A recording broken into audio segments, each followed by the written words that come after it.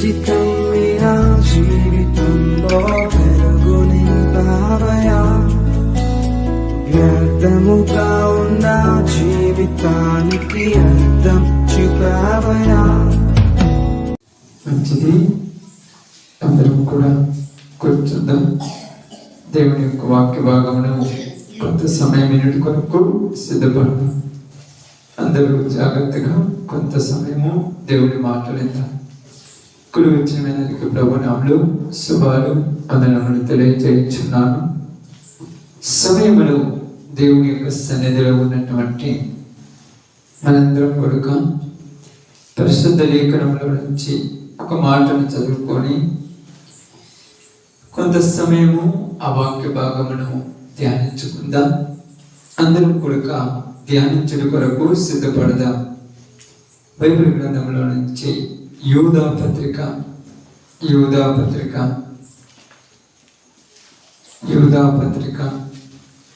1వ అధ్యాయము, ఒకే అధ్యాయం ఉంటుంది. 1వ అధ్యాయము యూదా పత్రిక 1వ అధ్యాయము 8వ వచనమును జాగ్రత్తగా చదువుదాం. అటువలనే వీరును కలలు కనుచు శరీరమును అపవిత్రపరచుకొనుచు ప్రభుత్వమును నిరాకరించుచు మహాత్ములను దూషించుచు ఉన్నారు. దేవుడి వాక్య భాగముల మధ్యలో ఆశీర్వదించును గాక. ఆమేన్. మంచిది. ఈ యొక్క సందర్భంలో చదవనటువంటి మాట మనం ఒకసారి అర్థం చేసుకుందాం. ఏమని మాట్లాడుతూ ఉన్నదంటే బైబిల్ గ్రంథంలో ఈ యొక్క యూదా పత్రిక చాలా చక్కగా మాట్లాడుతూ ఏమంటున్నారంటే, ఐగుప్తు దేశంలో నుంచి ఇశ్రాయేలు ప్రజలను బయటకు తీసుకొని వచ్చిన తర్వాత వాళ్ళలో చాలా మంది దేవునికి ఇష్టముగా లేరు కనుక దేవుడు వారిని నాశనం చేసిన అని రాయబడింది. అదే విధముగా సొదొమ గొమొర్రా పట్టణాల్లో ఉన్నటువంటి ప్రజలను దేవుని విసర్జించి దేవుని మాటను వినకపోవటం వలన దేవుడు వారిని నాశనం చేసుకున్నారు. అదే విధముగా మనం చూసినప్పుడు ఈ మాట ఇక్కడ ఏమంటున్నారంటే, మరియు తమ ప్రధానత్వం నిలుపుకొనక దేవదూతలు కూడా పాపం చేసినప్పుడు దేవుడు వారిని కూడా ఏం చేశాడంట, నిత్య అగ్నిదండన కొరకు సిద్ధపరిచి ఉన్నాడు. అంటే ఇక్కడ ఏమని మాట్లాడుతున్నారంటే, తప్పు చేసిన వాళ్ళను దేవుడు ఖచ్చితంగా వదలడు. తప్పు చేసింది ఎవరైనా కానీ వాళ్ళని దేవుడు విడిచిపెట్టడు. అందుకని ఇక్కడ మాట్లాడుతూ ఏమంటున్నానంటే, అటువలే ఎవరు వలే ముందు జరిగిన కొన్ని సంఘటనలు ఉన్నాయి. దేవదూతల పాపం చేసినప్పుడు దేవదూతలను నిత్య అగ్నిదండనకు రెడీగా ఉంచడానికి, సొదొమ గొమొర్రా పట్టణంలో ఉన్న వాళ్ళు పాపం చేసినప్పుడు వాళ్ళని శిక్షించినట్టుగానే ఇప్పుడు కూడా మాట్లాడుతున్న మాట ఏంటంటే, అటువలనే వీరును, ఎవరి గురించి మాట్లాడుతున్నారు ఇక్కడ?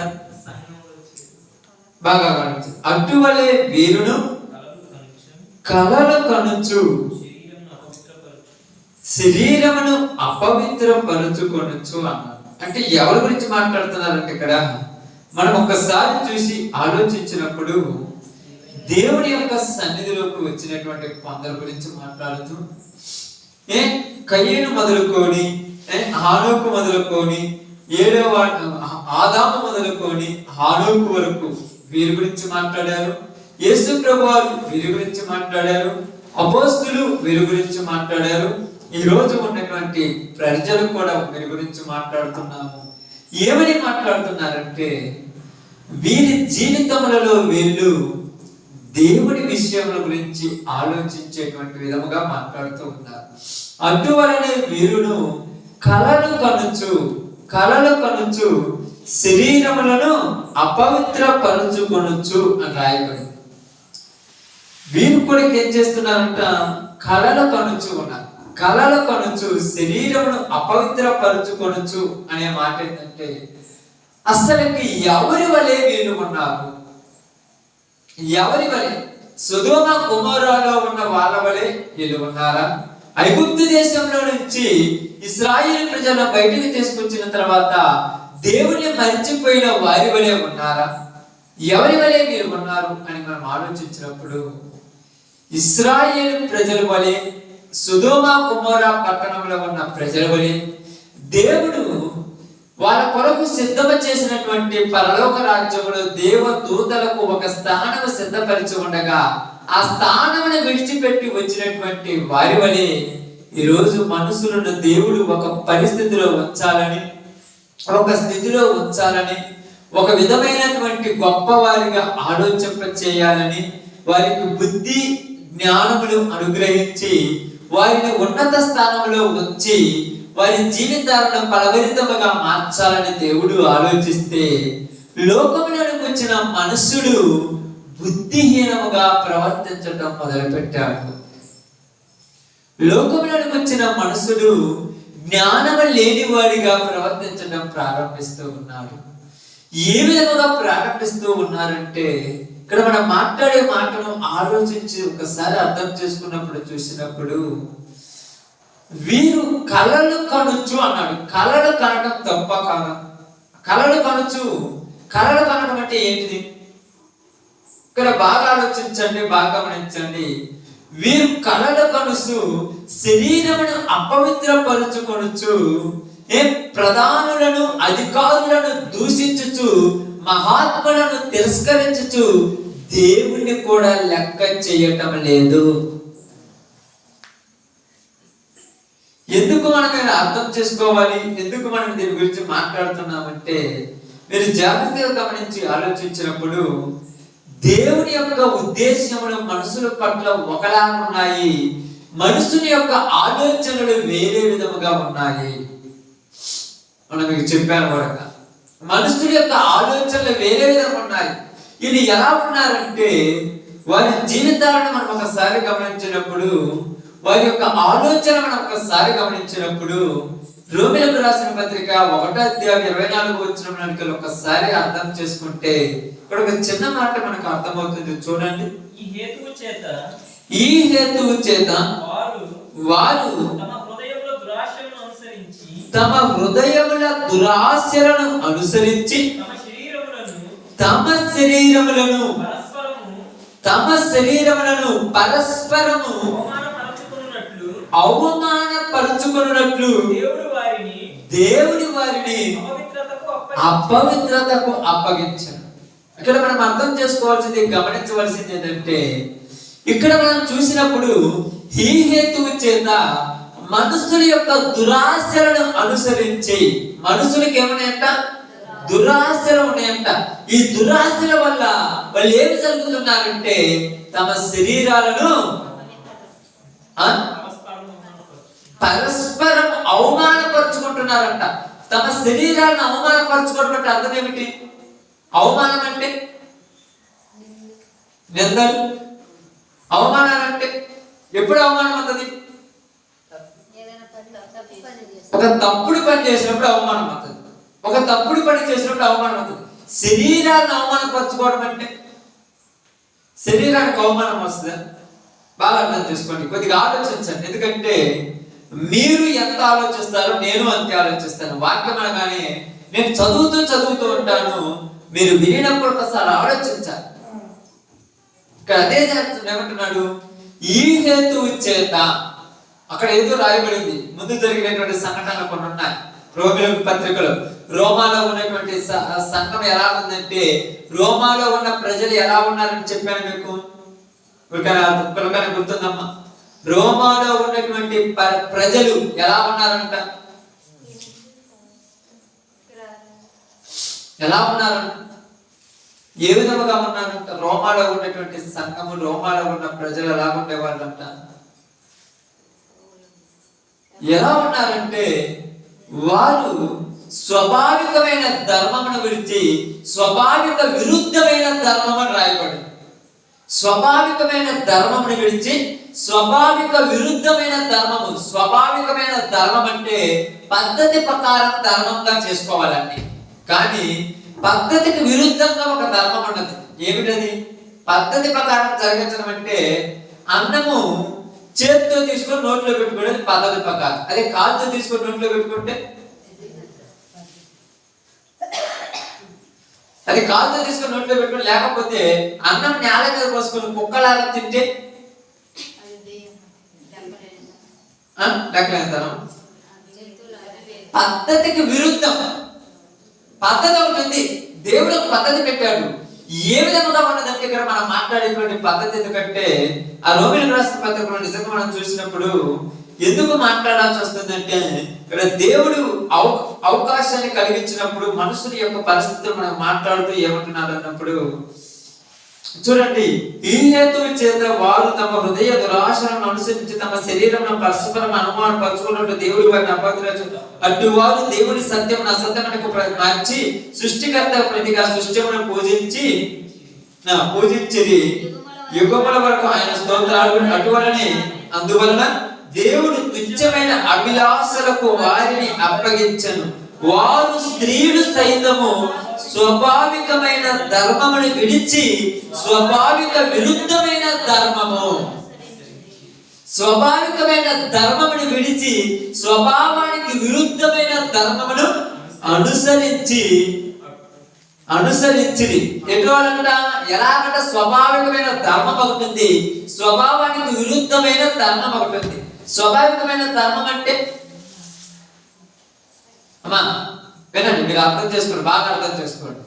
ఎందుకంటే ఇంకా మీకు ప్రారంభం లాగే నేర్పించే పద్ధతి కాదు. రోజు రోజు బడి చెప్తున్నప్పుడు పెరగాలి. బడి రోజున పిల్లలు రోజు బడికి పంపిస్తుంటే ఎన్ని సంవత్సరాలు ఒకటో తరగతిలో కూర్చుంటే ఎక్కడ దాకా ఎన్ని సంవత్సరాలు వచ్చినా కూడా యేసు ప్రభు రక్షిస్తాడు, యేసు ప్రభు మారుస్తాడు, యేసు ప్రభు మీ కష్టాలు బాగుపడతాడు, యేసు ప్రభు మిమ్మల్ని బాగు చేస్తాడు. ఏ చెప్తానంటే ఇంకా బడికి రావటం ఏముంది? కొత్తదనాన్ని నేర్పించాలి. రోజు రోజుకు చెట్టు ఏం కావాలి? పెరగాలి. చెట్టు ఎప్పుడైతే పెరుగుతుందో, చెట్టు పెరిగినప్పుడు ఏమవుతాయమ్మా? కాయలు వస్తుంటాయి. అదే ఎత్తుంటే ఉపయోగం ఏముంది? అందుకనే మీకు నేర్పించేటువంటి బోధ కూడా రోజు రోజు కొత్తగా ఉండాలి. చూడండి, ఇక్కడ ఏం జరిగిందంటే రోమాలో ఉన్న పరిస్థితి ఎలాంటంటే, ఇక్కడ ఉన్నటువంటి స్త్రీలు ఏం జరుగుతారట? స్వాభావికమైన ధర్మమును విడిచి స్వాభావిక విరుద్ధమైన ధర్మమును అనుసరించిరి. ఆమేన్. స్వాభావికమైన ధర్మం ఏంది? స్వాభావిక విరుద్ధమైన ధర్మం ఏంది? శరీరమును అవమానపరుచుకుంటున్నారని రాయబడింది మన మాట ఏంటమ్మా? ఇక్కడ శరీరమును అవమానపరుచుకుంటున్నారు. శరీరమునికి ఏం చేస్తున్నారు? అవమానం అవుతుంది. అక్కడ మనం యూదా పత్రికలో రాసినప్పుడు ఏముంది?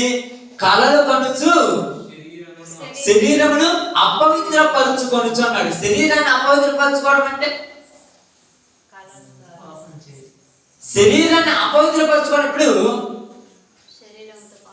బాగా ఆలోచించండి. పవిత్రం వేరు, అపవిత్రత వేరు. ఆత్మను పవిత్రపరచుకోవాలి. శరీరం ఎలా ఉంటే మనకు సంబంధం లేదు అనుకుంటున్నాం. అదే కదమ్మా, ఆత్మ పరిశుద్ధంగా ఉండాలి, శరీరం ఎలా ఉంటే మనకు ఇబ్బంది లేదు అనుకుంటున్నాం.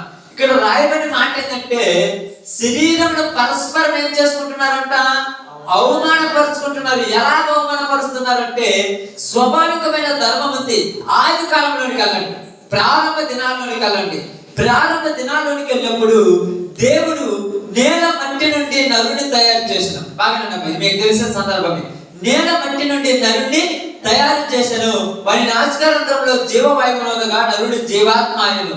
నరుడు ఒంటరిగా ఉండటం మంచిది కాదని ఎరిగి నరుడికి సాటి అయిన సహకారి ఎవరిని చేశాడు? బాగుంటుంది. నరుడికి సాటి అయిన సహకారికి ఎవరిని చేశాడు? స్త్రీని చేశాడు. ఎవరిని చేశాడు? స్త్రీని చేశాడు. నరుడికి సాటి అయిన సహకారిగా స్త్రీని ఎందుకు చేశాడు? పురుషునే చేయొచ్చుగా. ఎప్పుడైతే మీరు ఆలోచించారా? ఇన్ని సంవత్సరాల నుంచి మీరు ప్రార్థనలకు వస్తున్నారు, ఏ రోజైనా అసలు ఆలోచించారు? అసలు దీని గురించి మాకెప్పుడై ఆలోచించడానికి అంటారు? బాగా అర్థం చేసుకోండి. ఇప్పుడు నరునికి ఆదాముకు సాటి అయిన సహాయము స్త్రీనే ఎందుకు చేయాలి? పురుషుని చేస్తే తప్పేంటి? ఎప్పుడైనా క్వశ్చన్ వచ్చిందా మీకు? అసలు మనం వాటి గురించి ఆలోచించాం తెలుసా? ఎందుకు ఆలోచించాం? ఆలోచించేంత టైం మనుషులకు లేదు. మనం ఏ కాడికి ఎలా ఆలోచిస్తామంటే ఉన్నదాన్ని ఊహించుకుని ఆలోచిస్తుంటాం. ఉన్నదాన్ని ఏం చేద్దాం? ఊహించుకుంటాం, కానీ కొత్తదనంగా ఆలోచించాం. దేవుడు ఆదామును చేశాడు కదా, ఆదాము ఒంటరిగా ఉన్నప్పుడు సాటి అయిన సహాయంగా పురుషుని చేస్తే తప్పేముండేది? పురుషుని చేస్తే ఈ ఫలితం రాదు కదా. ఆమేన్. పురుషుని చేస్తే ఇది ఫలించదని తెలుసు కదా. ఇప్పుడు రోమీయులకు రాసిన పత్రికలోకి వచ్చిన తర్వాత జరిగిన సంఘటన ఏంటంటే, స్త్రీలు తన శరీరమును అపవిత్రపరచుకుంటున్నారు. శరీరం ఏం చేస్తున్నారంట? అవమానపరుచుకుంటున్నారు. ఎలాగ అవమానపరుచుకుంటున్నారంటే, స్త్రీలు స్వాభావికమైన ధర్మమును విడిచి స్వాభావిక విరుద్ధమైన ధర్మము. స్వాభావికమైన ధర్మము దేవుడు సృష్టించింది, స్వాభావికమైన ధర్మము దేవుడు సృష్టించే దానికి వ్యతిరేకమైనది స్వాభావిక విరుద్ధమైన ధర్మము. ఏమిటది? దేవుడు చెప్పినది చేయకుండా విరుద్ధంగా చేసింది. అది ఇక్కడ శరీరమును పరస్పరం అవమానపరుచుకునేది ఎవరు? స్త్రీలు సైతం అన్నాడు. వాళ్ళ స్త్రీలు సైతము శరీరంలో పరస్పరం అవమానపరుచుకుంటున్నారు. ఎలా అవమానపరుచుకుంటున్నారంటే, ఇక్కడ మనం చూసినప్పుడు, ఆలోచించినప్పుడు చాలా జాగ్రత్త మీరు గమనించి ఒకసారి చూడండి. అక్కడ మనకు రాయబడిన చేత, ఆ హేతువు చేత వారు తమ హృదయముల దురాశలను అనుసరించి, హృదయాలలోకి ఏమొచ్చిందంట? దురాశ. వీటిని అనుసరించి తమ శరీరములను పరస్పరము అవమానపరుచుకున్నట్లు, తన శరీరాన్ని ఏం చేస్తున్నారంట? పరస్పరమ అవమానం. శరీరానికి అవమానం ఏంటి అంటే పాపం అంటాం. అంతేనమ్మా? నాకు గమనించేమని అంటారు మీరు? శరీరాన్ని అవమానపరచుకోవడం అనేది పాపం అంటాం. గమనించేమని అంటాము? ఉదాహరణకు మనిషికి అవమానం అంటే ఏంటి? అవమానం జరిగిందంటే ఏంటిది? ఇప్పుడు బాగా వింటే అర్థమైపోతుంది. మనిషికి అవమానం అంటే ఏంటిది? మీకు ఎప్పుడైనా అవమానం జరిగిందా? అది ఏం జరిగింది అవమానం? ఏదైనా జరిగిందంటే 10 మందిలో ముందు తర్వాత పోగెడతాం మనము. మరి ఏం జరిగింది అవమానం? అది ఏ తప్పు జరిగింది? మీకు అందరూ చెప్పేది కరెక్టే. ఏ తప్పు జరిగింది అవమానం? ఎప్పుడైనా ఆలోచించారా? అంత ఆలోచించరు మీరు. వ్యభిచారం చేస్తే అవమానమా? నువ్వు చెప్పిన అవమానం, దొంగతనం చేస్తే అవమానం లేదక్క. అవమానం అనేది కాదు. అవమానం ఎలా ఉంటుందో మీకు అర్థం చేద్దాం. చూడండి, నీ ఇంట్లో ఉన్నటువంటి గొప్ప వ్యక్తులు నిన్ను భోజనానికి పిలిచి నిన్ను కూర్చోబెట్టి నీకు ఇస్తలేసి ఎంతమందిలో అన్నం కూర్చొని ఏంటంటే అది అవమానము. అర్థమైందా? అవమానం అంటే కూడా తెలియకపోతే మనం ఏం ఆలోచిస్తున్నాం? నిన్ను పిలిచాడు, నువ్వే పిలవని పేరటానికి కూడా నీ ఇంటి వాళ్ళు, నీ బంధువులు, నీ చెల్లెలే పిలిచారు. పిలిచిన తర్వాత పక్కన ఒకళ్ళు వచ్చారు. వాళ్ళు నీకంటే పెద్ద ప్రిస్టేజ్ ఎక్కువ ఉన్నోళ్ళు. వాళ్ళు నీ పక్కన కూర్చున్నారు. వాళ్ళ పక్క పోయి కూర్చుని ఎట్లా నా చెల్లెలు కదా నన్ను భోజనానికి పిలిచిందని కూర్చున్న తర్వాత ఇస్తరేసారు వాళ్ళు తెలియకుండా. వేసిన తర్వాత నీకు కూడా ఒక భోజనం పెట్టారు. ఇప్పుడు నీ పిలిచిన వాళ్ళు వచ్చి ఏంది ఎలా పక్కన కూర్చున్నా, అసలు నీ నూరు రమ్మన్నారు లే తర్వాత నుంచి అన్నప్పుడు చూడు, అది అవమానం. విచారం చేస్తే అవమానం కాదు, అది పాపం. అవమానం అంటే ఒక రకం ఉన్నది. అంటే ప్రతి దానికి అర్థం తెలియాలి. మనకు అర్థం తెలియకనే ఏది పడితే అది ఆలోచించుకుంటూ పోతున్నాం. మనుషులకి ఈరోజు అర్థం తెలియదమ్మా ప్రతి దాని గురించి. అందుకంటే తెలుసా, ఏందమ్మా అడిగి పోయినావు, ఏదో మొక్కలు నానబెట్టుకుంటే నన్ను అవమానపరిచిండ్రు, ఒక బుద్ధి ఉంటే వాళ్ళ ఇంటికి పోనంట. ఏం అవమానపరచడం అంటే 10 మంది అసలు నన్ను ఎవరు పిలవన్నారు? నేనేం బాగుంటు చెప్పిన నేను వస్తానని చెప్పి నేను రాను, కానీ నన్నే పిలిచారు అంటే నాకు ఇవ్వవలసిన విలువ ఇవ్వలేదు. పిలిచినప్పుడు అందరితో కలిసి నాకు పద్ధతి పెడతా పద్ధతి నేను ఎవరికి వచ్చేదాన్ని నేనేమనేవాడు కాదు కదా. కానీ అంతమందిలో నన్ను ఏమన్నారు? అందరూ తినమన్నప్పుడు నన్ను కూడా తినమనాలి, కానీ నన్ను లేమంటున్నా కదా అవమానం. ఇప్పుడు శరీరానికి ఏమైందంట? అవమానం. శరీరానికి అవమానం ఏంది? అందరికీ జరగాల్సింది నీకు జరిగితే అవమానం లేదు, జరగకూడదు జరుగుతుంది, అదే అవమానం. ఇక్కడ జరగాల్సి జరిగితే అవమానం కాదు, జరగకూడదు జరుగుతుంది. స్త్రీలు సైతము పరస్పరము తన శరీరములను అవమానపరుచుకుంటున్నారంటే దేవుడు సృష్టించినప్పుడు ఏం చేశాడంటే పురుషుడికి సహకారిగా స్త్రీని సిద్ధం చేస్తే ఇప్పుడు జనాలు ఎలా మారిపోయారంటే స్త్రీలే పెళ్లిళ్ళు చేసుకుంటున్నారు. ఇది అవమానం. అవును మరి. అంతే చూడండి, తర్వాత చదవండి, తర్వాత మాట్లాడదు. రోమిలికి రాసిన పత్రికలో చూడండి, అటువలే పురుషులు కూడా స్త్రీ యొక్క స్వాభావికమైన ధర్మమును విడిచి పురుషులతో పురుషులే. ఇది శరీరానికి అవమానం అమ్మ. పురుషులతో పురుషులే కలిసి పాపాలు చేస్తుంటే అవమానం కాదు, అది శరీరం అవమానపరచుకోవడం అంటే. ఇప్పుడు లోకం ఎలా మారిపోతుందంటే కొత్తదనం కావాలి మనుషులకి, కొత్తదనం కావాలి. ఏ వెంటలో కొత్తదనం కావాలి? ఇప్పుడు పంట వేసాము, దీనికి కొత్త మందు కొడితే ఏమవుతుంది ఏడు గురించి ఆలోచించడంలా, కొత్తగా పాపాలు చేయాలనుకొని పురుషులే వివాహాలు చేసుకునే రోజుల్లో ఉన్నారు. మరి పురుషులే వివాహం చేసుకునేటప్పుడు ఆదాముకు సాటి అయిన సహకారి అవ్వను దేవుడు ఎందుకు తయారు చేశాడు? అంత అవసరమేముందమ్మా? అవ్వను తయారు చేయకుండా ఆదాముకు బదులు సహకారిగా వేరే ఆదాముని చేసుకుంటే పోలా. అంటే దేవుడు ఇచ్చింది స్వాభావికమైన ధర్మము, మనుషులు కనిపెట్టింది స్వభావిక విరుద్ధమైన ధర్మం. దేవుడిది స్వభావానికి విరుద్ధంగా మారిపోయారు.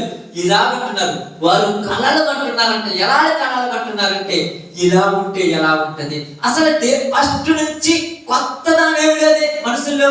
అందరూ పురుషులు స్త్రీతో, స్త్రీ పురుషులతో పెళ్లిళ్ళు చేసుకుంటున్నారు, పడిస్తున్నారు. అసలు స్త్రీలతో స్త్రీలు పెళ్లిళ్ళు చేసుకుంటే ఎలా ఉంటది? ఇది కొత్తగా కళలు కంటున్నారంట. ఇది అవమానపరచుకోవడం అండి. కళలు కంటున్నారంటే మామూలు కళలు కాదు, ఇది కనే కళలు. కొత్తగా తప్పులు చేయాలి, కొత్తగా దొంగతనం చేయాలి, వెరైటీ దొంగతనం, వెరైటీగా పాపం చేయాలి. ఎలాంటి పాపం చేయాలంటే మనిషి జంతువుతో కలిసిపోయే రకమైపోయారు. ఎయిడ్స్ ఎందుకు వచ్చిందంటే ఆఫ్రికా ఖండంలోనంట ఒకడంట చింపాంజీతో పోయాడంట, అందుకంట ఎయిడ్స్ వచ్చిందంట. అవునా కాదా? ఇది చరిత్ర చెప్పిందే కదా, మనమేమన్నా కొత్తగా రాసుకొని వచ్చింది కాదుగా, అందరూ వెళ్ళేదే కదా. అంటే కోతులతో మనిషి పాపం చేయటం వల్ల ఆటల్లో ఉన్న వైరస్ ఈ మనిషిలోకి వచ్చి దీని వల్ల వీడికి జబ్బులు వచ్చాయి. అంటే ఇప్పుడు స్వభావిక విరుద్ధంగా ఎలా మారిపోయారంటే కనే కళలు మంచి కళలు కనేవాడు ఒకడు లేడు, ప్రతి వాడు పనికి మాలిన కళలే కంటుంటారు. ఈ కళల కనుచు తన శరీరాన్ని ఏం చేసుకుంటున్నారంట? తన శరీరాన్ని ఏం చేస్తున్నారంట? అపవిత్రపరుచుకుంటున్నారు. శరీరాలు పవిత్రంగా లేవు. ఎవరి శరీరం చూసినా అపవిత్రుడే, ఎవరిని చూసినా అపవిత్రంటారు. దేవదూతలు కూడా, దేవదూతలు ఏం చేశారంట? తన ప్రధానత్వమును నిలుపుకొనక తమ నివాస స్థలములను విడిచిన దేవదూతలు ప్రధానత్వం నిలుపుకొనక, నీకు ఒక స్థానం ఇచ్చాడు దేవుడు, నీకు ఒక ఇల్లు ఇచ్చాడు దేవుడు, నేను ఒక స్థితిలో ఉంచాడు దేవుడు, దానిలో ఉండవలసిన నీవు దాని దగ్గర నుంచి దిగజారిపోయావేంటి? అప్పుడప్పుడు కొంతమందిని మీరు అంటుంటారు కదమ్మా, అంటే మీరు అంటున్నారంటే మనమని కాదు, మనుషులు కొంతమంది ఎంత దిగజారిపోయావేంది నువ్వు అంటాడు. దేనికి? ఎంత దిగజారిపోయారంటే, దిగజారిపోవడం అంటే అర్థమైంది నీ పొజిషన్ ఏంటి, నువ్వు ఎక్కడ ఉండాల్సిన, నీ రేంజ్ ఏంటి, నువ్వు ఎవరి దగ్గర ఉండాలి, నువ్వు ఎక్కడ తినాలి, నువ్వు ఎక్కడ పడుకోవాలి, నువ్వు ఎక్కడ నివాసం చేయాలి, నువ్వు ఎక్కడ కూర్చోవాలి, ఎంత దిగజారి వచ్చి ఏడ కూర్చున్నావు ఏంద్ర బుద్ధిలో కూడా అంటుంటాం. అప్పుడు అంటే దిగజారిపోయాడు మనిషి. ఎందుకు దిగజారిపోయాడంటే తన ఉన్న స్థలంలో ఉంటే తనకు నచ్చలా దిగజారిపోయాడు.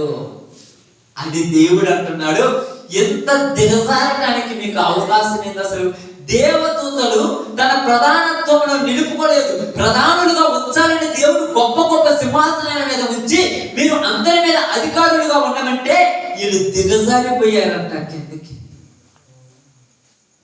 సింహాసనం మీద కూర్చోబెడితే సింహాసనం మీద కూర్చున్నాడు, సింహాసనం కాకుండా కిందకు వచ్చి పడుకున్నాడంట. ఏంది దిగజారిన తనం? దేనికోసం దిగజారిపోయాం? కొత్తదనం కావాలి మనుషులకి. ఏంటి కొత్తదనం? దేంట్లో కొత్తదనం కావాలి?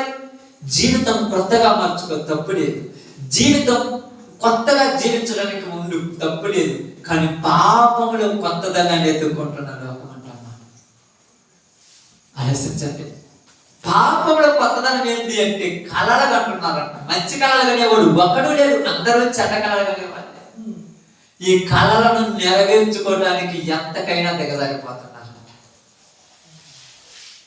బైబిల్ గ్రంథం అనగానే మీ అందరూ చదువుకున్నట్టుగా ఈరోజు చాలా మంది ఏమనుకుంటారు తెలుసు, ఆదివారం వచ్చేది పుస్తకాన్ని కూర్చోబెట్టుకొని ప్రార్థన చేసుకుని 2 మాటలు నీ కాలు నొప్పులు కడుపు నొప్పులు వచ్చాయి, ప్రార్థన చేసుకుందాం పోద్ది, నూనె పాటలు తెచ్చుకొని ప్రార్థన చేసుకుని పోద్ది, ఎట్టనే తెలుసుకోవటం వల్ల బైబిల్ అర్థం కాదు. అందుకని చాలాసార్లు మీకు చెప్తుంటాను, యేసు ప్రభు ఏమన్నాడు తెలుసా? నేనే అన్నాడు. నేనే నేనే నేనే అన్నాడు. మిగతా ఎవరంటే ఈ మాట? అందరూ ఏమన్నారు తెలుసా? నేను కూడా. అప్పుడప్పుడు మీకు చాలాసార్లు చెప్పాను, ఎవరి అయినా కూడా ఏ విషయంలో కూడా అనే పాఠాలు కొన్నిసార్లు వాడకూడదు. చూడండి, ఇప్పుడైనా అంటారా ఈయన కూడా మా నానే అంటారా? ఎందుకంటారు అంటే ఒక ఆయన ఉన్నాడు కదా, ఈయన కూడా మా నాన్న అంటే అర్థమైంది అసలు పద్ధతి కాదు కదా. ఈయన కూడా నా భర్త అనేది పద్ధతేనా? కాదు. ఏయనే అంటే దేవుడు అనేవాడు ఒక్కడే, ఆయనే చెప్పడానికి ఎవరు మాట్లాడటానికి లేదు ఇక్కడ. అందుకే యేసు ప్రభుని ఒప్పుకోరు ప్రజలు. సమాజం యేసు ప్రభుని ఎందుకు అంగీకరించదంటే, మీరు యేసు ప్రభు ఒక్కడే దేవుడు అంటాడమ్మా, మేము అందరూ యేసు ప్రభు కూడా దేవుడు అంటాం, మేము కూడా ఒప్పుకుంటాం, అందరూ ఒప్పుకుంటాం, మేము ఒప్పుకుంటాం. కానీ మనం ఒప్పుకోకూడదు. ఈయన మాత్రమే దేవుడికి, ఎవరు దేవుడు కాదు. అందుకే లోకానికి మనకు విరుద్ధం. వాళ్ళందరూ ఏమంటారు చూడండి, మీరు మాతోటి రండి, మేము నీతోటి కావాలంటే మీ గుడిలోకి వచ్చి కూర్చుంటామంటారు. మేము మీరు పెట్టింది తినండి, మీరు పెట్టింది మేము తింటామంటారు. కానీ మనం ఏమంటామో తెలుసా? ఈయన మాత్రమే దేవుడు, ఎవరు దేవుడు కాదంట. అక్కడే కొట్లాగా అవుతున్నాయి ఈరోజు. కావాలంటే వాళ్ళు అన్నారు కదా, అన్నప్పుడు వాళ్ళ దగ్గర పోయి అనండి, ఈయన కూడా భక్తే అమ్మని చెప్పండి చూద్దాం. ఈయన కూడా అని వాడమని తప్పు కదా, అలా మాట్లాడకూడదు కదా. ఈయన కూడా ఏంది? ఏయనే అన్నాడు. కానీ దేవుడు కూడా ఏమంటున్నా, నేనే దేవుడిని, ఎవరు దేవుడు కాదు. అందుకని ఇక్కడ ఆయన మాట్లాడితే ఏమంటున్నానంటే, నేను మిమ్మల్ని ఒక స్థానంలో ఉంచానన్నాడు. ఏ స్థానంలో ఉంచారంట? మనుషుని ఏ స్థానంలో ఉంచాడు? చూడండి, కీర్తనల గ్రంథం అనుకుంటాను, కీర్తనల గ్రంథం దేవుడికి చూస్తాను. కీర్తనల గ్రంథం 82వ అధ్యాయం, కీర్తనల గ్రంథం 82 మొదటి వచ్చిన ఒకసారి చూడండి. దేవుని సమాజములో దేవుడు నిలిచి ఉన్నాడు, దైవముల మధ్యను ఆయన తీర్పు తీర్చుచున్నాడు. ఎక్కడ నిల్చున్నాడు దేవుడు? దేవుని సమాజం. అది దేవుని సమాజం. దేవుని సమాజంలో ఎవరుంటారు? దేవుడే ఉంటాడు. అంతేనే ఎవరు ఉంటారు? ఏమంటున్నారు ఇక్కడ కిందకి వచ్చిన తర్వాత? దైవముల మధ్య. దైవములు ఎవరు ఇక్కడ? దైవములు ఎవరు? ఆలోచించండి. మీరు దైవములని ఎవరు దైవములు ఇక్కడ? దేవుని సమాజంలో ఉన్నటువంటి మీరు దైవములని, మీరందరూ సర్వోన్నతుని కుమారులని నేనే సెలవిచ్చుచున్నాను. అయినను ఇతర మనుషులు చనిపోనట్లు మీరు చనిపోవుదురు. అంటే ఎవరి గురించి మాట్లాడుతున్నారు? మన గురించి. అంటే మనం ఏమని పిలుస్తున్నారమ్మా? మీరు దైవములు, మీరు దైవములు. మీరెవరు? దైవములు. మీరు సర్వోన్నతుని కుమారులు, మీరు దేవుని సమాజంలో ఉన్నటువంటి వారు. మీ గురించి మాట్లాడుతున్నా. మనకేం పొజిషన్ ఇచ్చాడమ్మా? దేవుళ్ళు అంటున్నాడు. మనకి ఎంతగా దిగజారిపోయా? దెయ్యాలతో కలిసి జీవించడానికి దిగజారిపోయా. ఇది అసలు విలువనం. అప్పుడప్పుడు భర్తతో భార్య కానీ, భార్యతో భర్త కానీ పర్సనల్ గా మాట్లాడుకుంటారు. 10 మందితో కదా, పర్సనల్ గా అంటారు. ఎంత దిగజారిపోయావు దేనికయ్యా అని అడుగుతుంది. భర్త అడుగుతాడు, ఎందుకు ఎంత దిగజారిపోయావు, ఏమి కావాలో చెప్పు, నీకు అవసరమైతే నేను తీరుస్తా కదా. భార్య అంటే నీకు అవసరమైతే నేను తీరుస్తా కదా. ఎంత దిగజారడానికి కారణం ఏంటి? నువ్వు ఎంతగా దిగజారినావంటే నీ బుద్ధి బాగలేదు. తప్పుడు సమాజంలో లేదు, తప్పు ఎవరిలో లేదు, తప్పు నీలో ఉంది. నీ బుద్ధి బాగలేదు, నీ బుద్ధి మంచి బుద్ధి కాదు. నీది మంచి బుద్ధి అయితే మంచిగా ప్రవర్తించాడు, నీ బుద్ధి చెడిపోయింది. అర్థమవుతుందా? నీ బుద్ధి చెడిపోయింది, అందుకనే నీ కళ్ళు చెడ్డ వాటిని చూస్తున్నాయి. నువ్వు చూసిన దానిని వలన కలలు కనుచున్నావు, ఆ కలలు కని దాన్ని నెరవేర్చుకోవటానికి బురదలొడికిపోతున్నావు. అది బురదని తెలిసి కూడా పోతుంటే వాడిని ఏమనాలమ్మా? అది బురదని తెలిసి కూడా పోతుందంటే ఆ స్త్రీని ఏమనాలమ్మా? స్త్రీలు సైతము పురుషులు సైతము స్వాభావికమైన ధర్మాన్ని విడిచిపెట్టేశారంట. స్వాభావికమైన ధర్మాన్ని విడిచిపెట్టారు. ఏమిటి స్వాభావికమైన ధర్మం విడిచిపెట్టడం అంటే, దేవుడు ఆది కాలంలో ఆదాముకు అవ్వ వివాహం చేసిన తర్వాత 1:28 చెప్పబడింది, మీరు ఫలించి అభివృద్ధి చెంది భూమిని నిర్మించి విస్తరించండి అని చెప్పిన తర్వాత మనమేం చెప్పుకుంటున్నామంటే, వద్దు, ఫలించొద్దు, అభివృద్ధి చెందొద్దు, భూమిని నిర్మించొద్దు. ఎందుకు నిర్మించొద్దు, ఎందుకు ఫలించొద్దు, ఎందుకు విస్తరించొద్దు అని చెప్తున్నాం మనం? ఎందుకు చెప్తున్నామమ్మా? ఎందుకు చెప్తున్నాం చెప్పండి? ఎందుకు చెప్తున్నాం? ఇప్పుడే ఎంతమంది ఉంటే పోలేదు, ఇంకా జనాలు పెరిగితే తినడానికి లేదు, మనుషులమే తినేస్తాము. అందుకని ప్రభుత్వాలు సహా దిగొచ్చి ఏం చేసే తెలుసా? ఒక్కరైతే ముద్దు, ఇద్దరైతే వద్దు. ఒక్కడ చాలు, ఇద్దరితో అవసరం లేదు, ఎక్కువ అవసరం లేదు. ఇక ఇప్పుడు ఏమంటున్నానంట, ఇప్పుడు ఎవరు పిల్లలు కూడా కనాల్సిన పని లేదంట. వద్దు పిల్లలు, ఎందుకంటే పిల్లలు ఎక్కువైతే వాళ్ళకి ఇల్లులు కట్టలేము, పిల్లలు ఎక్కువైతే వాళ్ళకు మనము భోజనం సిద్ధం చేయలేము, వద్దు. ఎందుకంటే మీకు తెలిసి 20-25 సంవత్సరాల క్రితం కాలంలో ఏం జరిగిందంటే, ఆపరేషన్ చేపించుకుంటే, పిల్లలు పట్టుకుంటే ఆపరేషన్ చేపించుకుంటే ఫ్రీగా డబ్బులు ఇచ్చారు, ఫ్రీగా పొలాలు కూడా ఇచ్చేసారు. పొల మీదకి ఇచ్చారంటే ఆపరేషన్ చేపించుకున్నందుకు పొల మీదకి వస్తున్నాడు. వీళ్ళు పొలాలకైనా డబ్బులకైనా ఆశపడి పిల్లలు కనకుండా ఉంటారని మనం ఏమనుకుంటున్నామంటే, అప్పుడు నేను ఆపరేషన్ చేసుకోవడం వల్ల ఈ పొలం నాకు దక్కిందంటున్నా. అసలు ఆపరేషన్ చేసుకుంటే పొలం ఎంత దేనికంటే, జనాభా పెరుగుతుంది, జనాభా పెరగటం వలన మనకు ఆహార కొరతలు వస్తాయి, ఆహార కొరతలు రావడం వల్ల మనం బ్రతకలేము, అందుకని జనాభాను తగ్గించండి. అందుకని ఇప్పుడు ఏం జరిగిందంటే, స్వాభావికమైన విరుద్ధంగా ఎలా మారిపోయారంటే, వివాహాలు అవసరం లేదు, ఆ స్త్రీలుంటేనేమో పురుషులుంటేనేమో రోబోలను తయారు చేసుకుని రోబోలను పెళ్లి చేసుకుని నివాసాలు చేస్తున్నారు. వివాహంతో పని లేదు, స్త్రీకి పురుషులతో పని లేదు, పురుషుడికి స్త్రీతో పని లేదు. రోబోట్స్ వచ్చాయి. రోబోట్స్ అంటే ఒక పరికరము. రోబో అంటే ఏదో ఒక పరికరం అంతే, అది ఒక వస్తువు. అది వస్తువును తయారు చేసుకున్నారు. ఎలా చేసుకున్నారంటే, వీడికి నచ్చినట్టు తయారు చేసుకున్నారు వస్తువు, వీడి కళలకు ఊహించినట్టుగా తయారు చేసుకున్నాడు ఆ వస్తువును. ఏ రంగు కావాలంటే ఆ రంగు అదే చేసుకున్నాడు, ఏ కలర్ కావాలంటే ఆ కలర్, ఎంత లావు కావాలంటే అంత లావు, ఎంత ఎత్తు కావాలంటే అంత ఎత్తు, ఎంత బాగా కావాలంటే కళ్ళు ఎలా కావాలో, నోరు ఎలా కావాలో, శరీర అవయవాలు ఎలా కావాలో ఇతనికి నచ్చినట్టుగా తయారు చేసుకున్నాడు ఆ వస్తువుని పెళ్లి చేసుకున్నాడు. ఇదే పిల్లలు. ఇంకా పిల్లలు ఉంటారు కదా, మీ ఎవరితో పని లేదు కదా, అడిగే వాళ్ళు లేరు కదా. అంటే ఇప్పుడు ఇది స్వాభావికమైన ధర్మమా, స్వాభావిక విరుద్ధమైన ధర్మమా? విరుద్ధమైన కదా.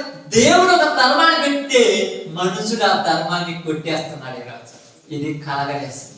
ఈ కళలకు అంటున్నాడు, ఈ కళలకు నచ్చినట్టుగా బ్రతికేస్తున్నాడు, కళలకు నచ్చినట్టుగా. దేవుడు ఎలాగనే బతకాలంటే, నువ్వు చెప్పేది నేను ఎలా బతుకుతానని దేవుడిని ఎదిరిస్తున్నాడు మనిషిని ఎదిరిస్తే పర్ల దేవుడిని ఎదిరించే స్థితికి వచ్చేసాడు. అందుకే రాయబడి, మహాత్ములను దూషించుచు అని రాయబడి.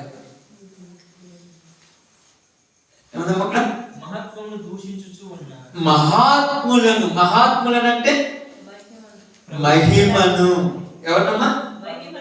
మహిమలను. మహిమ అంటే ఏంటిది? దేవుని మహిమ. దేవుని మహిమనే దూషించుకోతున్నారు. ఎందుకంటే ఈరోజు అర్థం కాల కూలినది ప్రతి వాడికి అర్థం కాల. నిజంగా చెప్తున్నాను, ఇక్కడ యూదా గారు రాసినటువంటి ఈ పత్రికలో క్రైస్తవులకి రాస్తున్నాడు, క్రైస్తవులకే అర్థం కాలా. ఆలోచించడం దేని గురించి? ఇలా ఆలోచనలు ఎలా ఉంటాయంటే వ్యర్థమైన వాటి మీద ఆలోచనలు, అవసరమైన దాని గురించి ఆలోచించండి. నాకు మీకు చెప్పాను చూడండి, ఆదాముకు సాటి అయిన సాకారి అవనే దేవుడు ఎందుకు చేశాడు? ఆదామునే చేస్తుంటే పర్లేదు కదా అని అనిపించిన, అవ్వ చేపట్టే కదా పండు తినది, అదే మళ్ళీ ఆదాము చేతి పండు తినడు కనుక. ఎప్పుడైనా ఆలోచిస్తారు, బైబిల్ చెప్పినప్పుడైనా మీరు ఎన్న తర్వాత ఇంటికి పోయి కొద్దిగా ఆలోచించండి, నెమరే ఎందుకు చేస్తాడనక, ఇలా చేస్తే తప్పేంటి, ఇలా చేయొచ్చు కదా, ఇలా చేయొచ్చు కదా. ఇది సృష్టి ధర్మము అంటే, ఇప్పుడు సృష్టి ధర్మం దేవుడు చేశాడు, సృష్టి ధర్మానికి విరుద్ధం ఎవరు చేస్తున్నాడు? అమ్మే. ఎవరమ్మా? మనుషులే. దెయ్యాలు గీయాలన్నది మళ్ళీ మనుషులే. సృష్టి ధర్మానికి విరుద్ధంగా మారిపోయాడు మనిషి. ఇలా ఎందుకు మారిపోయాడంటే దురాశ. ఏం రాయబడింది? శరీర దురాశలను అనుసరించి, శరీర దురాశలను అనుసరించి మనిషికి దురాశ వచ్చింది. మనిషికి సాటైన సహకారిగా ఆదాముకు అవ్వ, అవ్వకు ఆదాము. ఇది సహకారం అనేది, ఇది ఆశ, ఇది దేవుడి క్రమం. కానీ మనుషులు క్రమం ఎలా మారిపోయింది? ఆదాముకు అవ్వలు కావాలి, అవ్వకు ఆదాములు కావాలి. ఈరోజు మాట అర్థమైంది నేను చెప్పింది? ఆదాముకి ఏం కావాలి? అవ్వలు కావాలి. అవ్వలు బహువచనం మాడుతున్నా, పురుషునికి స్త్రీలు కావాలి. స్త్రీ అవసరం. ఇప్పుడు స్త్రీలు అనే మాట వచ్చింది. స్త్రీకి పురుషుడు కాదు, పురుషుడు కావాలి స్త్రీకి. ఏంటంటే నా ఇష్టం. మనిషిని అడుగుతారా? ఎవరైనా మీ ఏరియాలో కానీ, ఒకవేళ మీకు కనపడిన ప్రదేశాల్లో కానీ, వాళ్ళ పద్ధతుల వల్ల నీకు అర్థమైపోద్ది. తిరిగే తిరుగుళ్ళు, వాళ్ళు మాట్లాడే మాటలు, వాళ్ళు చూసే చూపులు, వాళ్ళ యొక్క అలవాట్లు అర్థమైపోద్ది. దయచేసి మీరు ఎప్పుడైనా పోయి ఇలా ఎందుకు చేస్తున్నారో, మీకు తప్పు కదని ఎప్పుడైనా అడగండి. అడిగినప్పుడు నోరు మూసుకునే సమాధానం చెప్తారు. ఏం సమాధానం? నోటి మీద కొట్టినట్టు సమాధానం చెప్తారు. నీకెందుకు? ఏంటి? నీకెందుకు? నాకెందుకు కాదమ్మా. ఇలాంటి దాని వల్ల సమాజం భ్రష్టు పట్టిపోద్దమ్మా.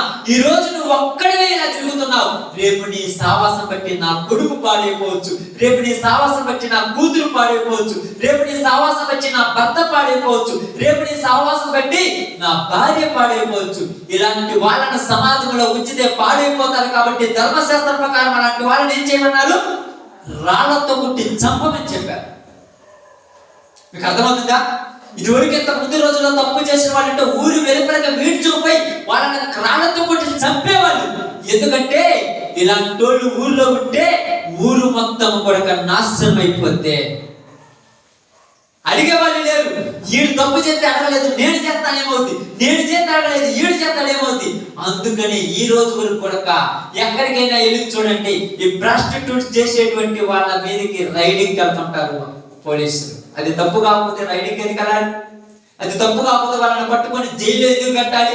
అది తప్పు కాకపోతే వాళ్ళని పట్టుకోకూడదు, వాళ్ళని ఏమనకూడదు, ఫ్రీగా వాళ్ళకి లైసెన్స్ ఇచ్చేసి మరి ఇష్టం వచ్చిన చోట చేసుకోమని చెప్పాలి.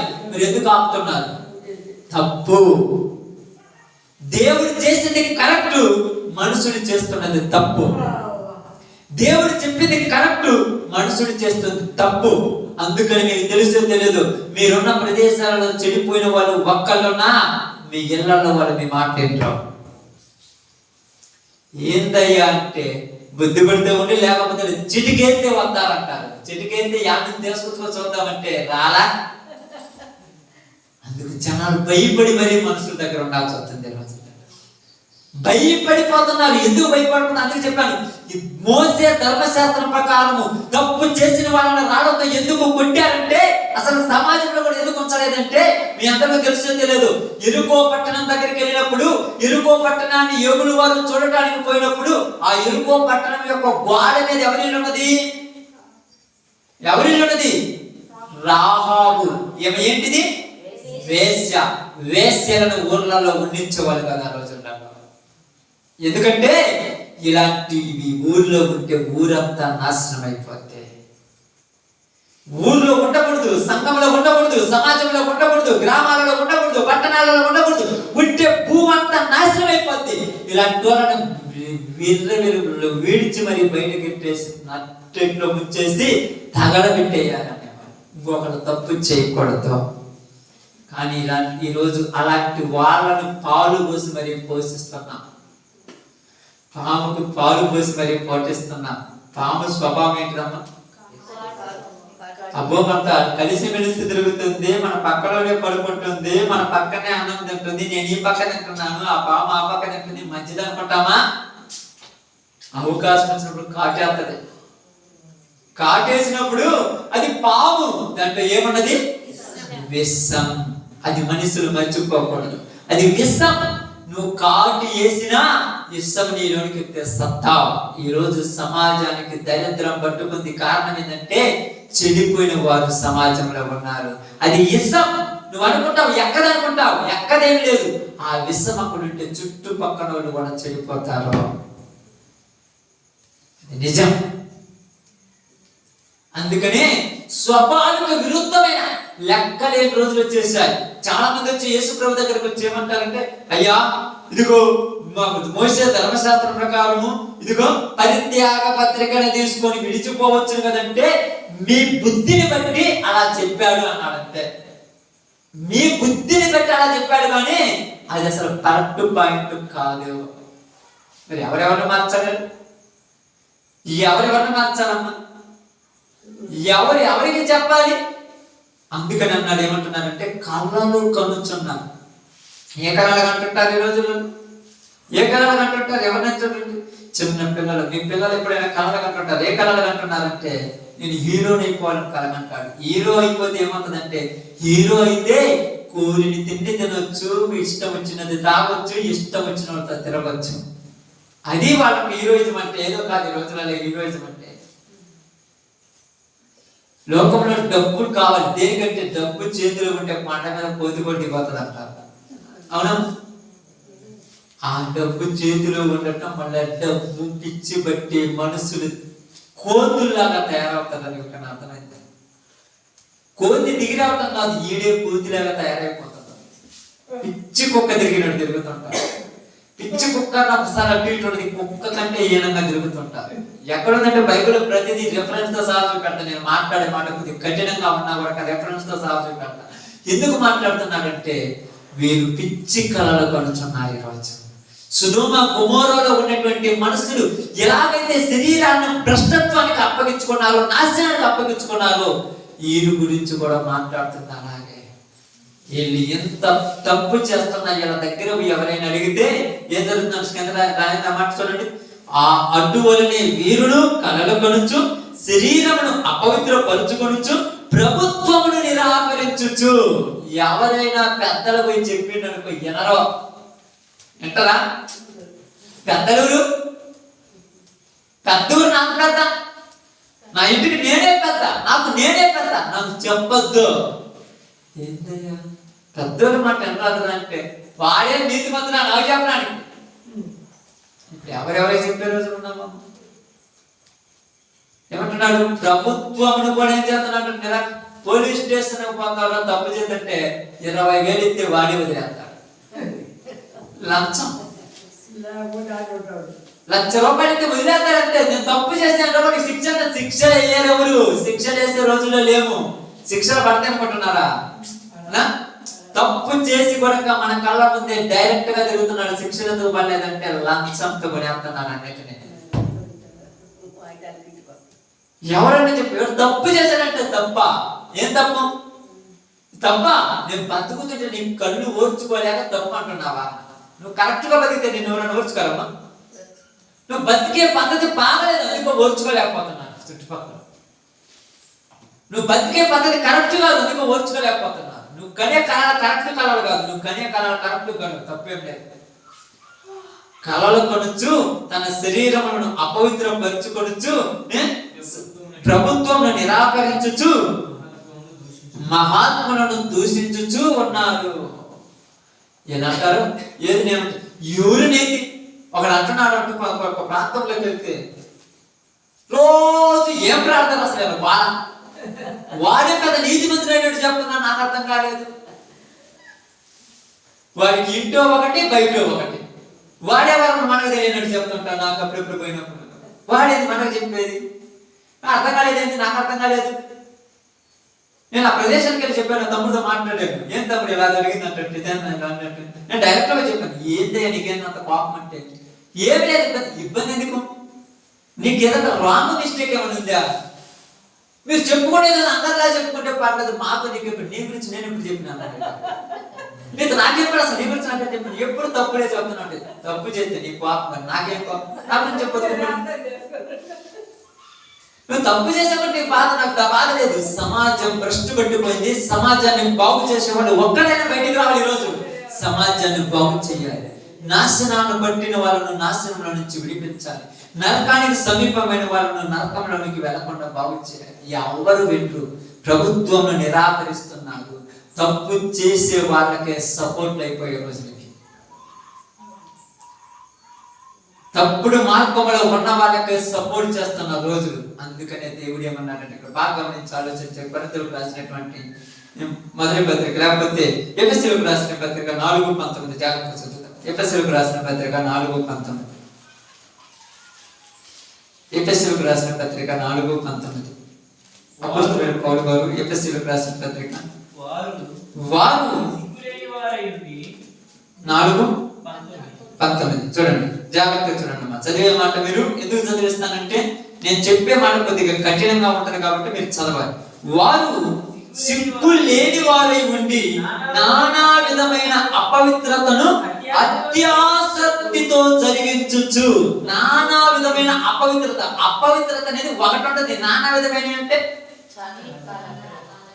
ఎన్ని దరిద్రాలనే అన్ని దరిద్రాలు చేస్తారు. ఎందుకు చేస్తారంటే వాళ్ళకి ఏం లేదు అంటుంది అక్కడ, సిగ్గు లేని వారు. ఇది తప్పని తెలిసి కూడా ఎందుకు చేస్తాడు అంటే, నాకు ఏమీ లేదు అంటారు. మరి ఏమీ లేదంటే మనం ఏం చేద్దాం, అర్థం కాదు. ఏమీ లేనంటే మనం ఏమైనా మాట్లాడతామా? ఏదైనా ఉంటే మనం మాట్లాడాలి, ఏదైనా ఉంటే మనం మాట్లాడాలి. అయ్యో ఇది అన్నాడే, ఈసారి మళ్ళా నన్ను ఏమంటాడని తలంచుకొని పోయేవాడితో మాట్లాడాలి. రొమ్ము విరుచుకొని ఎందుకు రా నన్ను అన్నవాడు మనమే మాట్లాడతాం. వారు సిగ్గులేని వారై ఉండి నానా విధమైన అపవిత్రతలను అత్యాశతో జరిగించేది తప్పు, ఇష్టంగా జరిగిస్తారట. అడిగేవాడు ఎవడు ఉండకూడదు. అడిగితే గొడవ, అడిగితే తప్ప, అత్యాశతో నువ్వు చేసేది తప్పు అని ఎవరన్నాడమ్మా? యోహాను చెప్పాను అప్పుడు మాట ఇష్టమన్నాడు. యోహాను అన్నాడు, ఎవరితో అన్నాడు? హేరోదుతో మాట్లాడు. హేరోదు నువ్వు చేసేది తప్పు. హేరోదు ఎవరు తెలుసా? ఆ ప్రాంతానికి రాజు, ఆ ప్రాంతానికి అధికారి, ఆ ప్రాంతానికి ఒక ప్రదేశానికి రాజు. హేరోదుతో యోహాను చెప్పాడు, నువ్వు చేసేది తప్పు అన్నాడు. తప్పు అన్నందుకు యోహానికి ఇచ్చిన గిఫ్ట్ ఏంటిది? జైల్లో పెట్టించాడు. తప్పు అన్నందుకు జైల్లో పెట్టేస్తాడు. నువ్వు తప్పు అని చెబితే నీతో ఎవరు మాట్లాడకూడదు. ఈరోజు నువ్వు తప్పని చెబితే నీ దగ్గరికి ఎవరు రాకూడదు. నువ్వు తప్పని చెబితే నీ ఇల్లు వెలివేస్తారు. నువ్వు తప్పని చెబితే నువ్వు ప్రాంతంలో ఉండకుండా వెలివేయబడతావు. తప్పని చెప్పకూడదు, సర్దుకుపోవాలి. ఎన్ని రోజులు సర్దుకుపోదాం? ఆ సర్దుకుపోయేది ఎవరు దాకుంటే సర్దుకుపో. అదే నీ కుటుంబంలో అనుకుంటే సర్దుకుపోతావా? అదే నీ భార్య వేరే వాడితో పాపం చేస్తాడు సర్దుకుపోతావా? నీ భర్త వేరే వాడితో పాపం చేస్తాడు సర్దుకుపోతావా? నువ్వెందుకు సర్దుకుపోవు? నా దాకా వచ్చింది కదా, నీ దాకా వచ్చింది కాదు. ఎక్కడ వచ్చిందో అక్కడే తెచ్చేది, నీ దాకా వచ్చేది కాదుగా. మనం అప్పుడప్పుడు చాలా మంది అర్థం చేసుకోకుండా ఉంటాం. తెగులు పట్టింది ఆ మొక్క కదా, ఆ సేను కదా, ఆ సేనుకి ఏం కాదనుకోకూడదు. ఆ సేనుకు వచ్చిన తెగులు నీ సేనుకు రావడానికి పెద్ద రోజులు ఏముండదు. ఆ సేనుకు తెగులు వచ్చినామంటే నువ్వేం చేయాలి?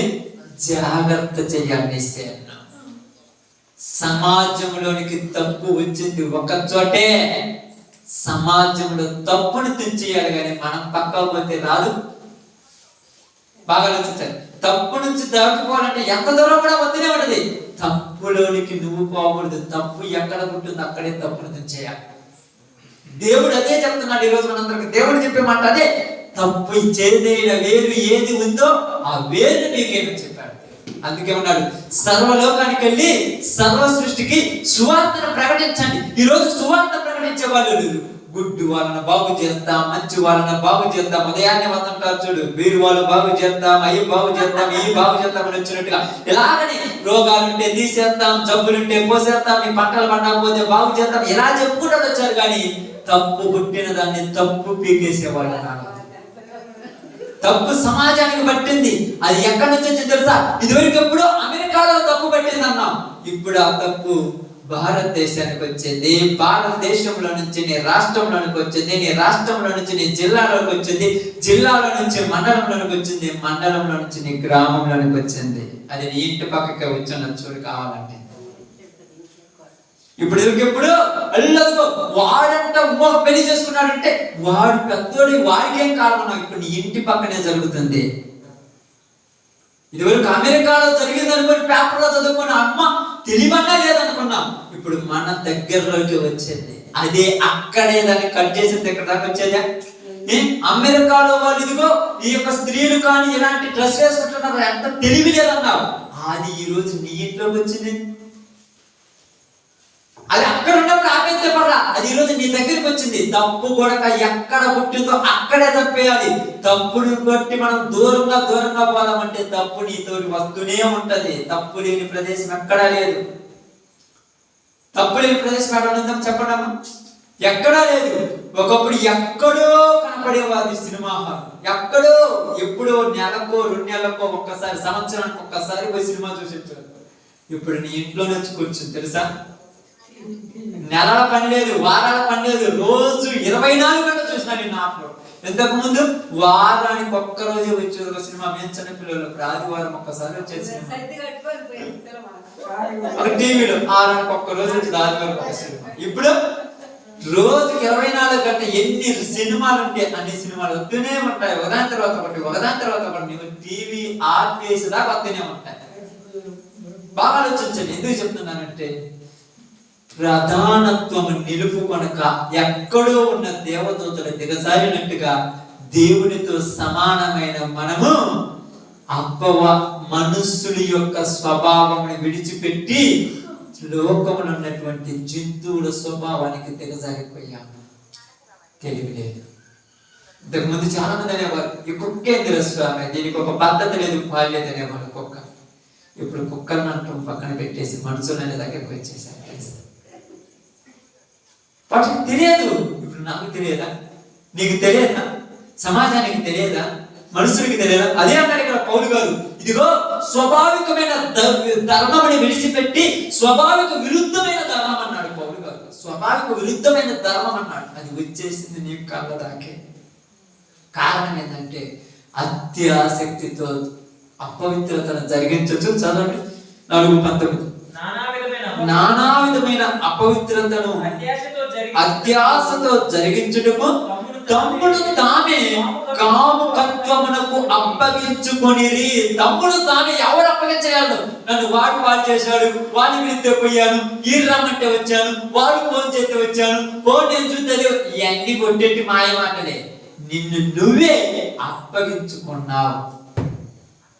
ఇది ఊరికి చెప్పాల్సిన పని లేదు. చాలా మంది అంటారు నేను మంచోడినే. నువ్వు మంచోడివే. మరి నువ్వు మంచోడు అయినప్పుడు బంగారం అప్పుడు చెప్తున్నా మీకు, బంగారము బురదలో పడ్డా బంగారమే. నువ్వు మంచోడివి అయితే నువ్వు ఎక్కడికైనా మంచోడివే. మరి నీకు అంటుకుందంటే నువ్వు మంచోడివి కాదు. తమ్మును తానే కాముకత్వమునకు అప్పగించుకొనిరి. ఇప్పుడు ఎవరు మార్చాలి? ఇప్పుడు ఎవరు బాగు చేయాలి? ఏదో ఒక్కడ ఉంటే బాగు చేయడం పర్లా. ఇప్పుడు ఎక్కడ పెట్టినా ఇదే. ఎలా చేయాలి? అప్పుడప్పుడు మీకు తెలుసు కదా, మీ పొలాల్లో చూస్తుంటారు కదా, వరిలో వరి మన మిరప చేలు కానీ పొగాకు చేలో చూసినప్పుడు గడుపు కొద్దిగా పడింది అనుకో ఏం చేద్దాం? తొందరగా పీకేయాలి. కానీ పీకేయకపోతే ఏమైంది? కలుపు చేనిండా కలిపే. ఇప్పుడు చేనిండా కలిపేలాగుందో సమాజం నిండా పాపం అలాగే ఉంది. చేనిండా కలుపు పడింది. పీకాలంటే ప్రారంభంలో ఉన్న వరకు సరిపోతారు. కానీ ఇప్పుడు ఎంతమంది కావాలి? అందుకనే ఏమన్నాడు యేసుప్రభువు? కోత విస్తారముగా ఉన్నది, కోతకు పనివారు కావాలి. ఇంటికి ఒక సేవకుడు ఉన్నాడు, వీరికి ఒక సేవకుడు ఉన్నాడు, ఇంకా పనులు కావాలంటే పని ఎక్కువైపోయింది.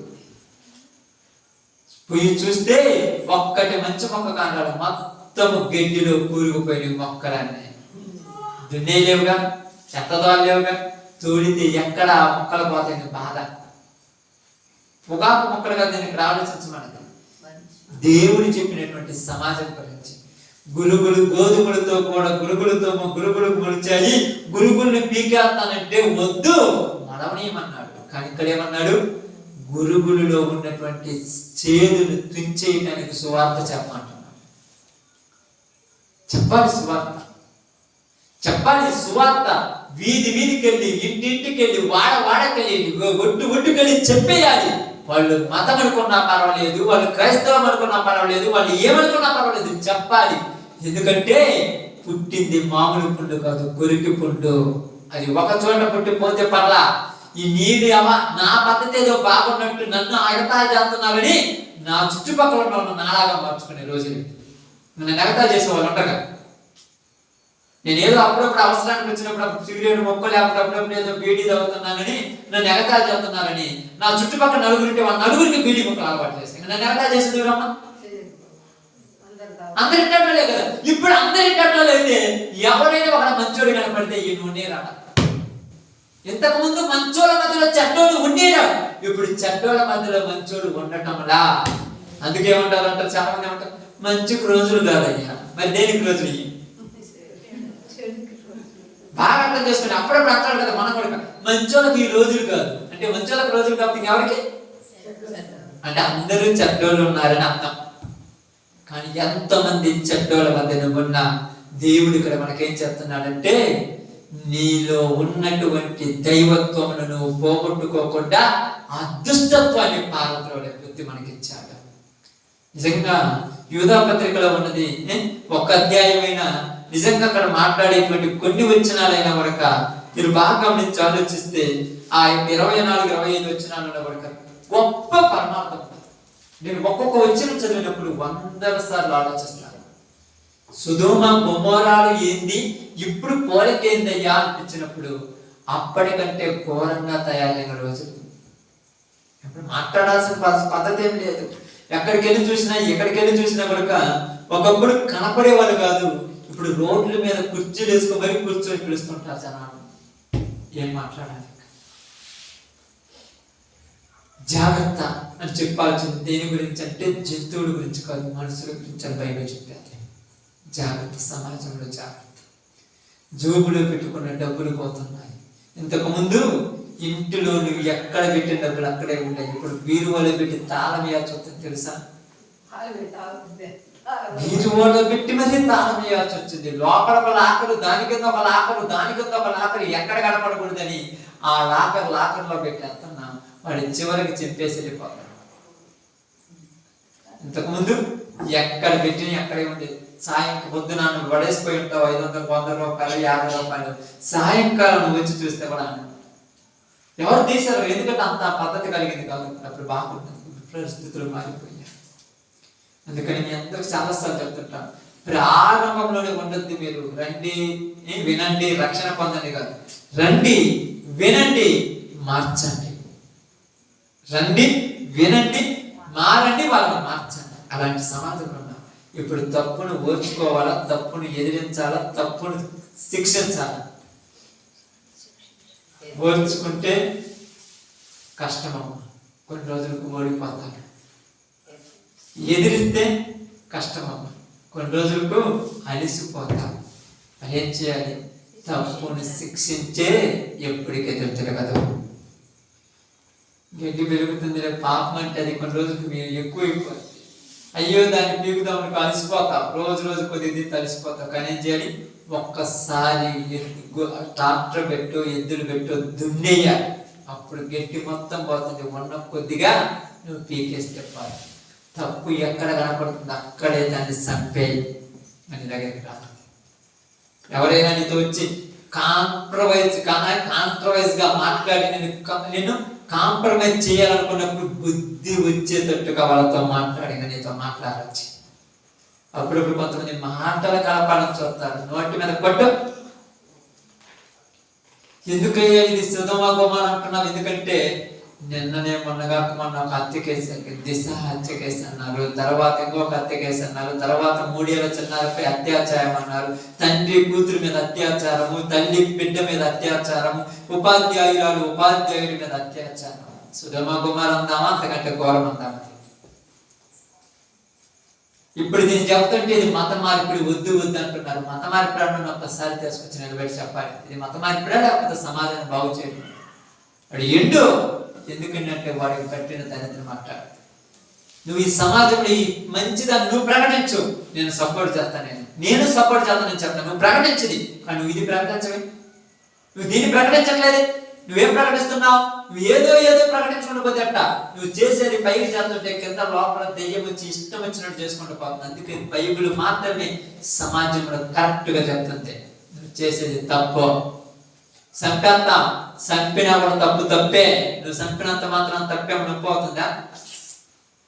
చంపేస్తాం అంటే భయపడి తప్పు పోయితే పర్లా, చంపినా కూడా తప్పే. అది కరెక్ట్ గా చెప్పటమే దేవుడి నేర్పించిన హోదా. అందుకని రాయబడిన చూడండి, ఏదో పత్రికలో మొదటి అధ్యాయం అనుకుంటాం, మొదటి వచనంలో 2వ వచనం చూడండి. ఆ మాట చదువుకొని ప్రార్థన చేస్తాను, తర్వాత అవకాశం ఉంటే దాని గురించి కంటిన్యూ చేద్దాం. ఇప్పుడు అన్న అవకాశం చూడండి. ప్రియులారా, మనందరికీ కలిగిన రక్షణ గురించి మీకు రాయవాలని విశేష శక్తి గలవాడిని ఆశపడుతుండగా పరిస్థితులకు ఒక్కసారి అప్పగించబడిన బోధ నిమిత్తము మీరు పోరాడవలనని మిమ్మల్ని వేడుకొనుచు మీకు రాయవలసి వచ్చాను. ప్రవృత్తులకు ఎన్నిసార్లు అప్పగించబడిందంట? మరి దీనికోసం ఏం చేయాలంట? పోరాడాలి. పోరాటం అంటే సమ్మె చేయాలా? పోరాటం అంటే మహిళా సంఘాలు వచ్చినట్టుగా నిరాహారత చేయాలి, మా ఒప్పుకోవాలి, సమ్మె చేయాలా? ఈరోజు క్రైస్తవులు కూడా సమ్మె చేస్తున్నారు. నిరాహార దీక్ష, రోడ్డుకి అర్థంగా పడుకుంటా, తెలియవన లేకపోతే తప్పును ఖండించేటువంటి బోధ తీసుకొని వెళ్ళు. చెప్పు, నువ్వు కరెక్ట్ గా చెప్పు, ఇది తప్పు. ఇలా ఉంటే సమాజం పాడైపోతుంది. ఒకప్పుడు ఎవరినో తిట్టా ఇంగ్లీష్ వాళ్ళని, ఇప్పుడు ఇంగ్లీష్ వాళ్ళు కాదు, మన దగ్గరకు వచ్చింది ఇంగ్లీష్. మనలో ప్యాషన్స్ వచ్చాయమ్మా. ప్యాషన్స్ ఏం ప్యాషన్స్ అంటావా? మన కళలు కంటున్నాం. మన కళలు నెరవేర్చుకోవడానికి శరీరానికి అవమానం వచ్చిన పర్వాలా. శరీరాన్ని మట్టే కదని మట్టిని ఇష్టం వచ్చినట్టు వాడావా, మట్టి రేపు పగిలిపోతే జాగ్రత్త. ఇష్టం వచ్చినట్టు వాడకూడదు మట్టిని, నీకు నచ్చినట్టుగా వాడుకోవటానికి దానికి ఒక పద్ధతి ఉన్నది. మట్టి కొండను ఎలా పడితే అలా వాడితే ఏమవుతుందమ్మా? పగిలిపోతే. జాగ్రత్త కూడా మట్టి కొండ. ఇంతకుముందు కదండి, ఇంతకుముందు అన్ని మట్టి కొండలు కదా. నీళ్లు తాగడానికి మట్టి కొండే, అన్నం వండటానికి మట్టి కొండే, మజ్జిగ చదవడానికి మట్టి కొండే, ప్రతి దానికి మట్టిదే. అప్పుడు ఎంత జాగ్రత్త చేసేవాళ్ళు తెలుసా? ఇప్పటికంటే అప్పుడు పని జరిగేది. అప్పుడు అన్నం వండేవాళ్ళు, అప్పుడు మజ్జిగ దాంట్లో ఇప్పుడన్నా ఏదో చిలపడుతుంటారు. అప్పుడు అంటే అంత కవర్ వేసి మరీ జాగేవాళ్ళు. అది ఎక్కడ తగినా పగిలిపోద్ది, కానీ జాగ్రత్తతో పని జరిగింది. కానీ ఇప్పుడు జాగ్రత్త తగ్గిపోయింది, అజాగ్రత్త ఎక్కువైంది. అందుకేం అవసరమైంది? మట్టికి బదులు సిల్వర్ రావాల్సి వచ్చింది. కింద పైన పగలకూడదు. ఇప్పుడు శరీరాలు కూడా ఎన్ని పాడైపోయినా ఏమి కాకూడదు. అంతకుముందు అయితే కింద పడితే పగిలిపోద్ది మట్టి, అర్థమైందా? అంతకుముందు అయితే కింద పడితే, కానీ ఇప్పుడు పగిలిపోవు. ఎందుకంటే ఎన్నిసార్లు వాడుకోవచ్చు. తోముకోవటం సేమ్ అలాగే ఉంది పరిస్థితి కూడా. అర్థమవుతుందా చెప్పింది? తోముకోవటం, వాడుకోవటం, అంతే కదా. కడుక్కోవడం చేయటం, పాపం చేయడం. దావి చెప్పాడు కదా, పచ్చపాతం పాపం చేస్తుంది ఏమన్నాడు? నువ్వు నీళ్లు పోసుకొని నీళ్లు పొమ్మన్నాడు. నీళ్లు పోసుకుంటే పోతే పాపం, తలపై పోసుకుంటే పాపం పోతామా? అదే రాకుండా సమయం 2వ గ్రంథం తర్వాత చదువుకొని ఇంటికి పోతున్నావు. మొదటి సమయంలో 2 సమయాలు ఉంది. అదే మాట, నువ్వు నీళ్లు పోసుకుని ఇంటికి పొమ్మన్నాడు. నీళ్లు పోసుకుంటే పోతే. సిల్వర్ పాత్రలను వాడినట్టుగా శరీరాన్ని వాడుతున్నాం, కానీ మట్టి కొండ పగిలిపోయినట్టుగా పగిలిపోయే రోజు వస్తుంది. ఓకే, అందరూ కూడా తల వంచండి, ప్రార్థన చేస్తాను. దేవుడు అవకాశం ఉంటే ఈసారి మళ్ళీ కొన్ని విషయాలు మీకు తెలియజేస్తాను. జాగ్రత్తగా గమనించి ఆలోచించండి.